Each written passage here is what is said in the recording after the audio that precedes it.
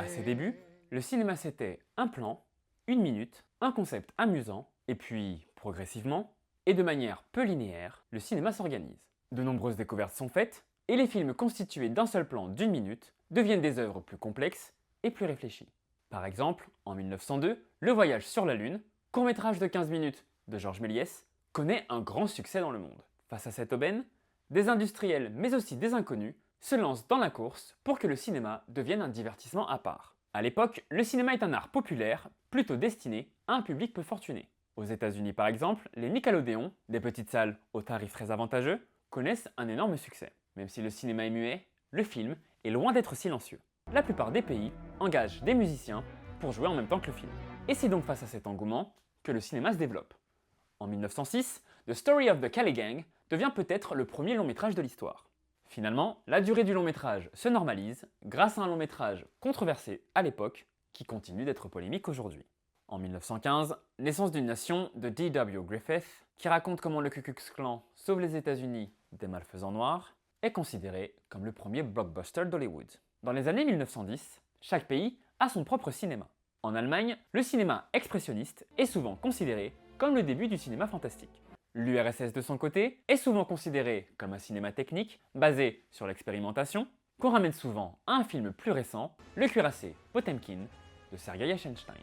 Alors que du côté français et américain, de nombreuses similitudes existent, notamment grâce à l'influence de Pathé qui domine sur les deux marchés. En plus des comédies de Charlie Chaplin, Buster Keaton ou d'Harold Lloyd, un nouveau genre fait son apparition, le serial.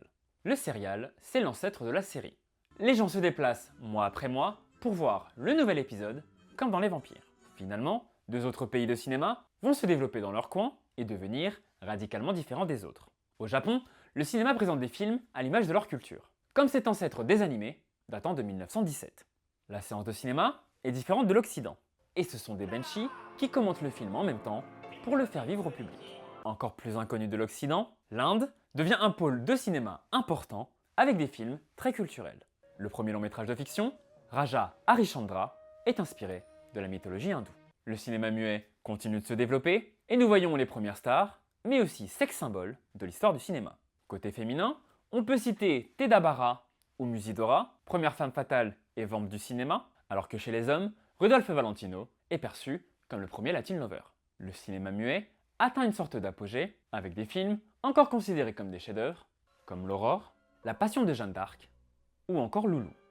Certains, comme Abel Gance, vont même proposer des films de plus de 7 heures. Mais une invention va littéralement rabattre toutes les cartes du cinéma. En 1927 sort Le Chanteur de Jazz, le premier film où le son est synchronisé à la bobine. Et le cinéma ne sera plus jamais pareil. De nombreuses stars de l'époque, comme Louise Brooks, disparurent des écrans, là où de nouveaux noms, venus du musical, apparurent, comme les Marx Brothers. Cependant, de grands noms refusent le parlant, qui voient les talkies comme un gadget qui retire la poésie des films et les transforme en théâtre filmé. Avec le parlant, les studios se retrouvent face à une problématique majeure. Chaque pays a sa propre langue. Deux méthodes vont alors s'imposer, le sous-titrage et le doublage. Grâce à ça, le cinéma parlant terminera par prendre la place du cinéma muet en s'imposant progressivement dans le monde entier.